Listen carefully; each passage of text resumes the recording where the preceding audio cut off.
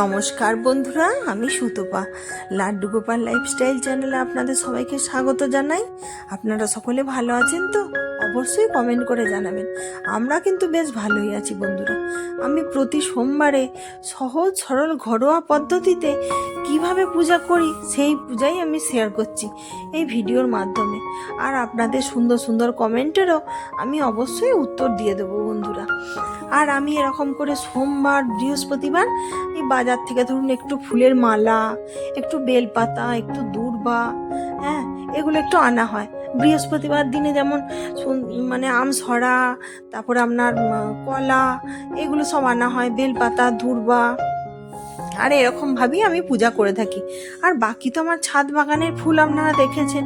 আর আমি প্রথমেই তো ফুল দিয়ে শেয়ার করেছি যে এত সুন্দর ছাদ বাগানে ফুল ফোটে।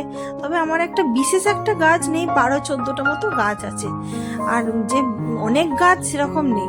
আর কিন্তু আমার এমনই ফুল ফোটে গাছে, আর সেই ফুল দিয়ে মোটামুটি ভগবানের সেবা আমার হয়ে যায় নিত্যদিনের। আর এই ভগবানের সেবার মাঝখানে আমার এই ছোট্ট হনুমানের দল প্রত্যেক দিন ঠিক আমি পূজায় বসবো, এই হনুমানের দল এসে হাজির হবে যে কিছু খেতে দিতে হবে। তো ভগবানেরই হয়তো পাঠানো, মনে ভক্তি, শ্রদ্ধা, ভালোবাসা দিয়ে পূজা করলে হয়তো ভগবান সত্যি খুশি হন। আর আমার মনে পূজা যে করব এটা আমার মন থেকে আসে, ভীষণ ভালো লাগে পূজা করতে। অনেকের হয় না যে ধরুন কারোর গান করতে ভালো লাগে, কারোর ডান্স করতে ভালো লাগে, আমার অন্তর থেকে হয় আমি পূজা করব। পূজা আমার প্যাশান, পূজা করতে আমার ভালো লাগে। আর ওর জন্যে আমি আমার প্রেমানন্দজি মহারাজের যে প্রবচন হয়, প্রবচন আমি শুনি। আর সব সময় অন্তর থেকে আমি রাধা নাম জপ করি। আর আমার গুরু দীক্ষাও নিয়ে আছে বন্ধুরা। আর আমার গুরুদেব তো স্বয়ং ভগবান।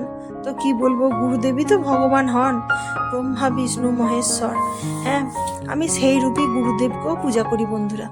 আমি ভিডিও শেষের দিকে গুরুদেবের চিত্র, আমার যে গুরুদেবের ফটো আমি দেখিয়ে দেব। আমি প্রত্যেক দিন সিংহাসনে বসিয়ে পূজা করি, এটা আমার ভালো লাগে। পূজাটা আমার পছন্দের জিনিস, তো জানি না কেন। আর তবে প্রেমানন্দজি মহারাজের প্রবচন শুনে মনটা থেকে এতটাই আমার ভালো লেগেছে যে কি বলবো, পূজা করতে করতে এই কথাগুলো মাছ মাংস ডিমটা না আমরা ত্যাগ করে দিয়েছি। বাচ্চাদের করাইনি, কারণ কি ওদের যখন সময় হবে ওরা করবে। আমি আর আমার হাজব্যান্ড দুজনে মিলে আমরা দুজনেই একাদশী ব্রত 12 মাসই করি। 2020 সালে যখন আমার গোপু সোনা এসেছিল বাড়িতে, এটার একটা বিশেষ গল্প আছে জানেন বন্ধুরা। আমার গোপু সোনা 2020 সালে এসেছিল কীরকম করোনার সময়, যখন পৃথিবীতে একদম হাহাকার রব। সেই সময় আমার গোপু সোনা এসেছিল কীরকম, আমার ছোট ছেলে হঠাৎ করে নেটটা, তখন সেই নতুন নতুন ও ফোন দেখতে শিখেছে, তখন বলছে, মা তুমি আমাকে একটা লাড্ডু গোপাল কিনে দেবে, সবাই লাড্ডু গোপালের পুজো করে, মা আমাকে কিনে দেবে, আমিও খেলা করব, পূজা করব। ওর জন্য ঠিক জন্মাষ্টমীর আগে আমার ছেলে এটা বায়না করেছিল, দিয়ে আমি লাড্ডু গোপাল কিনে দিয়েছিলাম। দেওয়ার পরে তখন কীরকম করে পূজা করতে হয়, কেমন কি, অত কিছু আমার নিয়ম কানুন আমার জানা ছিল না। তো পর সকল বন্ধুদের চ্যানেলে দেখে আমি পূজা করা শিখে গেছিলাম। ছোটবেলা থেকে দেখেছি মা ঠাকুমারা পূজা করে, তো কি মন্ত্র বলে, কি করে, সেসব আমি জানা ছিল না। রাধা কৃষ্ণের সেবা হতো, আমার ঠাকুমা সকালবেলায় উঠে পূজা করতো। আর শ্বশুর বাড়িতে যে দেখেছি শাশুড়িমা পূজা করতো। এরকম এর পরপর যতই বলে না যে যতদিন মানুষ বাঁচে ততদিন শেখে। পূজা করাটা আমার প্যাশান হয়ে গেল ঠিক 2020 পর থেকে, এতই ভালো লাগে। তারপরে যেখানেই বলে নাকি হরি সেখানেই হর। তো আমার আগে শিবলিঙ্গ ছিল ছোট্ট মতো, কিন্তু শিবলিঙ্গে যে এরকম করে ত্রিশূল, বেলপাতা, তারপরে আপনার নন্দী মহারাজ, বাসুকীনাথ দিতে হয় আমরা জানতামই না। আমি তখন কি করতাম, সকলে দেখে পরে নতুন শিবলিঙ্গ আনা হয়, এই শিবলিঙ্গের পুজো করা হয়।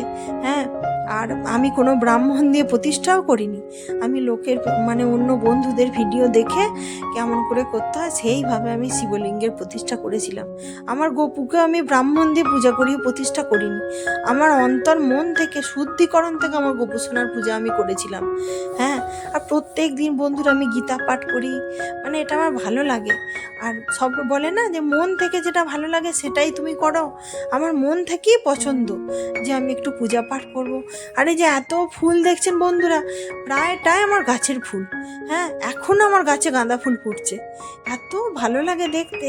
নিজে থেকেই ভাবি যে ভগবানের কাছে আমি কি অন্তত কিছু পুণ্য করেছিলাম যে প্রেমানন্দজি মহারাজের মতো যে ওনার এক কথা আমি শুনে নিজে থেকে যে ওই খাবারগুলি আমি ত্যাগ করে দিয়েছি। তবে জানেন বন্ধুরা, এক হাত দ্বারা না কিছু হয় না।